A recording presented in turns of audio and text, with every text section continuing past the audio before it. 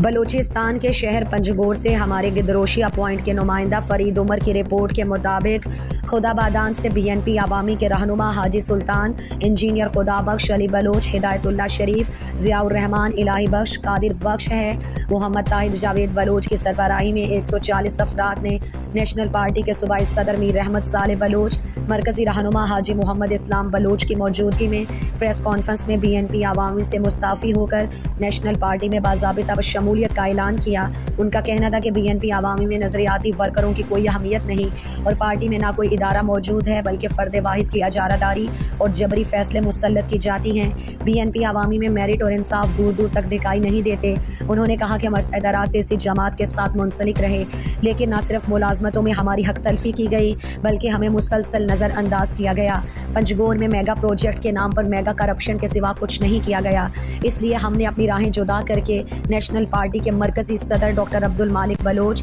اور صوبائی صدر میر احمد صالح بلوچ کی قیادت میں نیشنل پارٹی میں باضابطہ شمولیت کر رہے ہیں۔ پریس کانفرنس سے نیشنل پارٹی کے صوبائی صدر میر احمد صالح بلوچ، سابق ایم پی حاجی محمد اسلام بلوچ، ضلعی صدر حاجی محمد ایوب دہواری، چیئرمین فرحات شعیب بلوچ نے خطاب کیا۔ اس موقع پر نیشنل پارٹی کے بزرگ رہنما حاجی صالح محمد اور ڈسٹرکٹ چیئرمین عبد المالک صالح بلوچ اور پارٹی کے دیگر رہنما بڑی تعداد میں موجود تھے۔ میر احمد صالح بلوچ نے کہا کہ نیشنل پارٹی ایک جمہوری اور نظریاتی جماعت ہے جو کہ حقیقی معنوں میں قومی حقوق اور بلوچستان کے بقا کی جنگ لڑ رہی ہے۔